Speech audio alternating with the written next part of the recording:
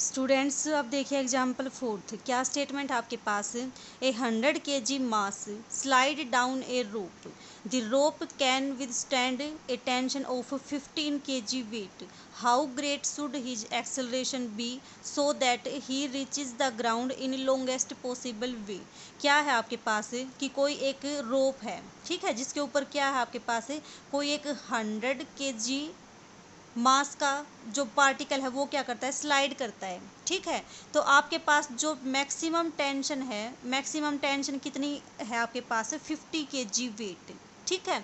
तो आपको क्या शो करना है कि आपको ये शो करना है कि जो एक्सेलरेशन होगा वो ग्रेटेस्ट वैल्यू बतानी है एक्सेलरेशन की, सो that he reaches the ground in longest possible वे, ठीक है। तो देखो आपके पास क्या है, कोई अगर मान लो 100 kg मास का पार्टिकल ऐसे स्लाइड करेगा तो उसके ऊपर कौन सा फोर्स लगेगा, ग्रेविटी के कारण mg लगेगा, ठीक है। और आपके पास क्या है, इस स्ट्रिंग की जो टेंशन है आपने वो क्या मान ली t, ठीक है। t आपके पास स्ट्रिंग की टेंशन, जो आपके पास mg लगेगा वो कहाँ लगेगा, डाउनवर्ड लगेगा, क्योंकि आपका पार्टिकल डाउनवर्ड स्लाइड करता है। तो इसका मतलब जो इक्वेशन ऑफ मोशन है वो क्या बनेगी, mg minus T is equal to mass into acceleration, ठीक है।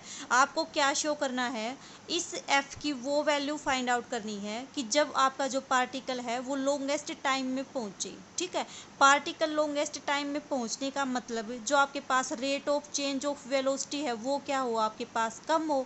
जितनी ज़्यादा rate of change of velocity होगी पार्टिकल उतना ही जल्दी ग्राउंड पे पहुंचेगा। आपको बताना है लॉन्गेस्ट पॉसिबल वे, तो आप क्या करो, rate of change of velocity कम होगी तो उस केस में आपका पार्टिकल लॉन्गेस्ट पाथ से पहुंचेगा। अब एक्सेलरेशन क्या होता है आपके पास, rate of change of velocity, ठीक है, rate of change of velocity. तो इसका मतलब f की आपको मिनिमम वैल्यू फाइंड आउट करनी है। जहां आपका f मिनिमम होगा वहां आपके पास मैक्सिमम टाइम लगेगा इस पार्टिकल को ग्राउंड तक पहुंचने में। तो आपको क्या फाइंड आउट करना है, f की मिनिमम वैल्यू फाइंड आउट करनी है। कैसे फाइंड आउट करोगे, देखो m कितना गिवन है आपके पास 100, g कितना है आपके पास, g मान लिया आपने g minus T, this is equal to mass into acceleration. Acceleration कितना मान लिया आपने f, ठीक है। तो यहाँ से आपके पास देखो कितना आएगा, आपका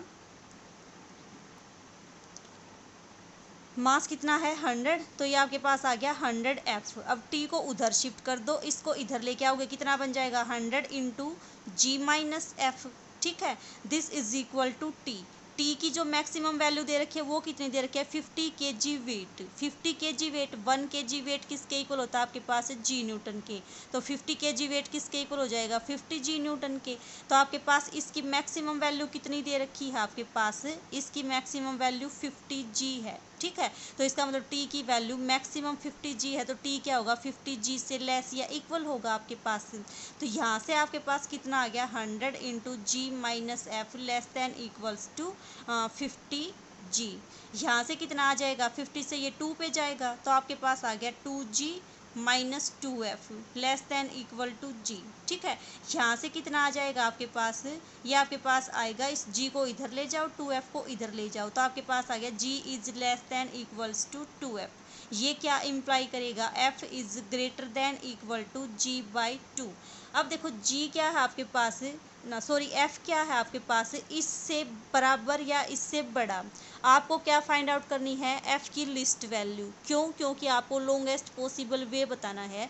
लॉन्गेस्ट पॉसिबल वे आपका कब आएगा, जब आपके पार्टिकल की rate of change of velocity क्या होगी, कम होगी। Rate of change of velocity क्या होता है आपके पास, एक्सेलरेशन। मीन्स आपका एक्सेलरेशन की जो लिस्ट वैल्यू होगी आपके पास, उस केस में आपका जो पार्टिकल है वो लॉन्गेस्ट पाथ को ट्रेस करेगा। तो इसकी मिनिमम वैल्यू कितनी है आपके पास g बाई 2। तो इस केस में आपके पास जो आपका एक्सेलरेशन होगा वो कितना आ जाएगा g बाई 2। g कितना होता है आपके पास 9.8 डिवाइडेड बाई 2 यानी कि 4.9 मीटर पर सेकेंड स्क्वायर। ये आपके पास वो एक्सेलरेशन है जब आपका ये 100 kg का मास स्लाइड करेगा डाउनवर्ड और आपका लॉन्गेस्ट वे से आपका आएगा डाउनवर्ड, वो आपका एक्सेलरेशन है ये, ठीक है। तो इस तरह से इन क्वेश्चंस को सोल्व करोगे आप।